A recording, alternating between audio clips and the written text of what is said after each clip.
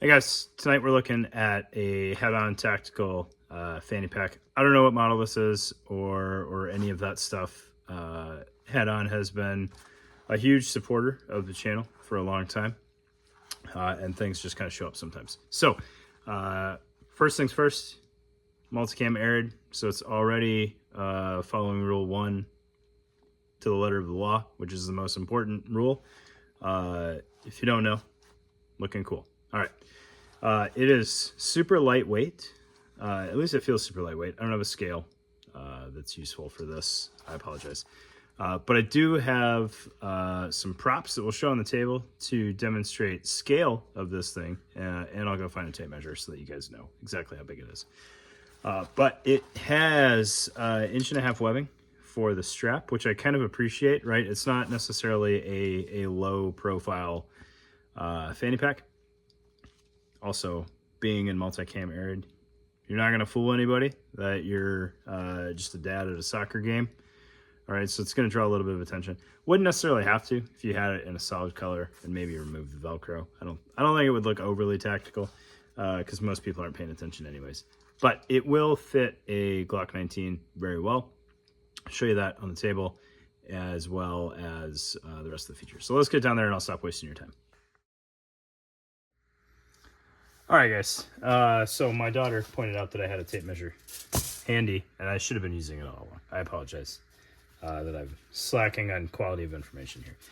So I'll hit you with the measurements first. We'll do it from the back panel because I think that's the most realistic way to show the true dimensions of just about any bag. The back panel is kind of as fixed dimensionally as you can get. So from kind of tucked into the corner of the strap there to tucked in the corner of the strap, you get 8 3/4, 8.5 inches, debatably.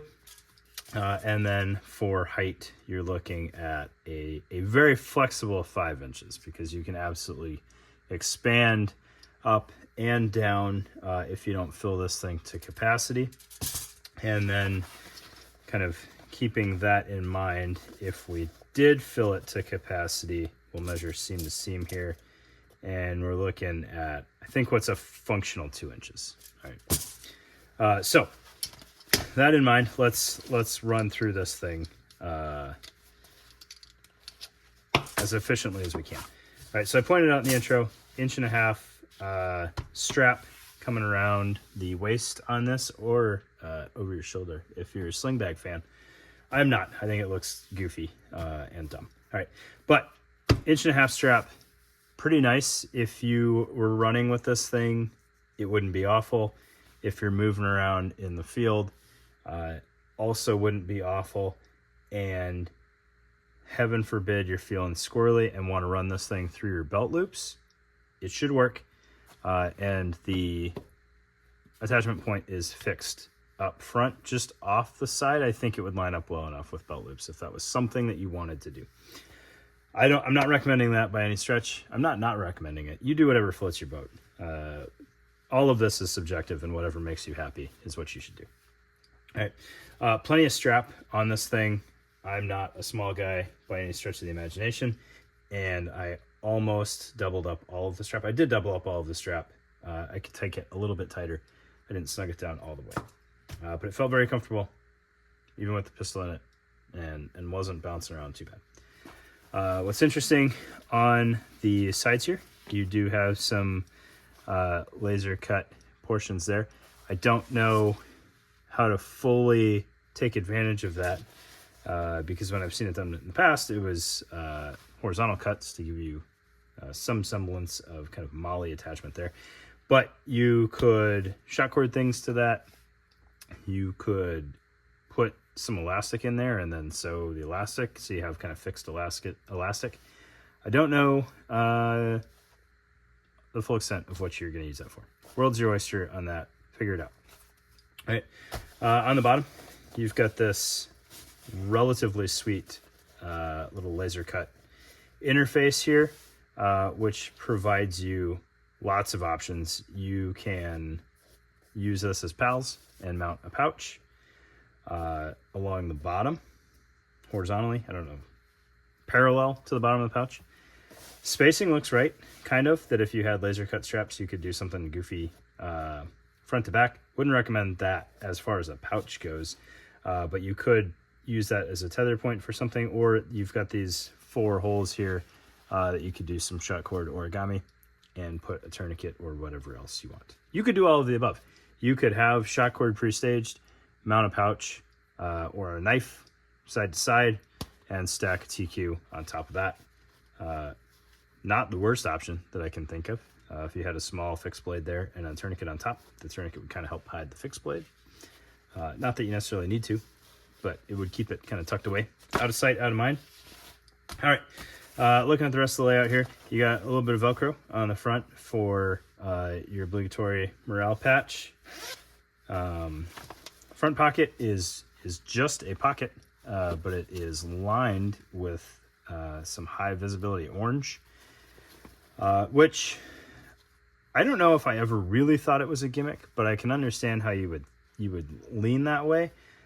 If you've never experienced one in person, it is kind of mind-blowing just how much light seems to favor high-vis interiors versus anything else. It's bananas. My garage is infested with mosquitoes. I apologize. All right, looking at the main pocket here, again, you've got 2 kind of just pockets. There's no Velcro or elastic in there, which I kind of appreciate. It's done in a very minimalistic fashion, so that you do have some organization, but it's not adding a lot of bulk, and it's not adding a lot of weight, and it's not adding a lot of body. So if you're not a fan of really stiff fanny packs, for example, the AWS Snack Pack tends to be fairly rigid.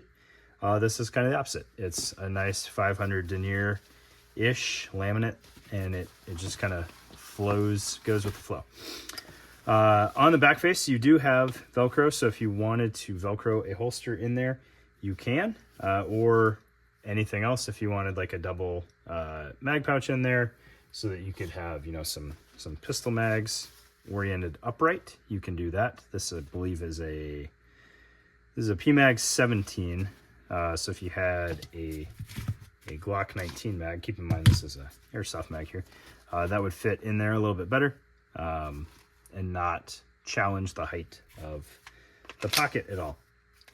You also have these cool retainers in here, so that you can tether things into the pouch, into the fanny pack as needed, which for concealed carry, I think are in really nice spots versus kind of a center mount grommet where you're going to have to run some cord through there and put a pretty hardy knot so that it doesn't pull out.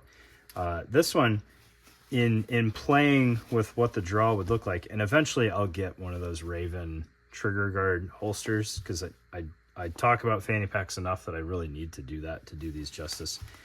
I think it lines up really well. You can see kind of how close the trigger guard ends up lining up with these tabs in either orientation, right-handed or wrong-handed.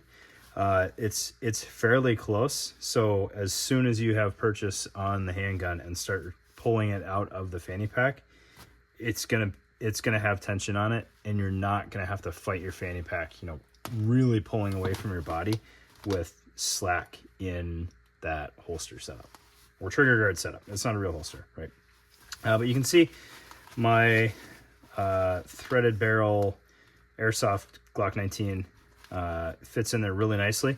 It is within the binding tape in every direction, so it fits on the back wall of the fanny pack without eating up any height or bulk or anything along those lines. Fits really nicely, and you can see like there's no binding in that zipper all the way around. Pistol doesn't weigh enough to not hold the thing in place, but it's really smooth operation. Double zippers, so you can pre-stage those wherever you want. If you wanted to kind of have this tearaway, I think you would have good luck putting some paracord in there, tying it down to this corner, and having it hang out, so you just rip that paracord down and draw with the other hand. I think that would split this open well enough. But yeah, really, really nice fanny pack. If you're not looking for something crazy feature rich, but still giving you some flexibility to do the things you need with it. You can see how much bulk is left over, even with the pistol in there. So you got plenty of room for other kits, right? If you had a slightly smaller pistol, I don't know what is smaller than a Glock 19 that's truly practical. I don't have any of the new like SIG 365s or anything like that, so some of those might be up your alley, or some of the single stack Glocks. I was thinking, you know, to try to get a mag beside it, but you could absolutely have a mag in one of these. Granted, if you rip this thing open, you're going to yard sell that mag. So that's kind of the one downside is maybe he could have put these on the back body. I don't know. All right, I think you could get away, smaller pistol having a magazine on the back wall,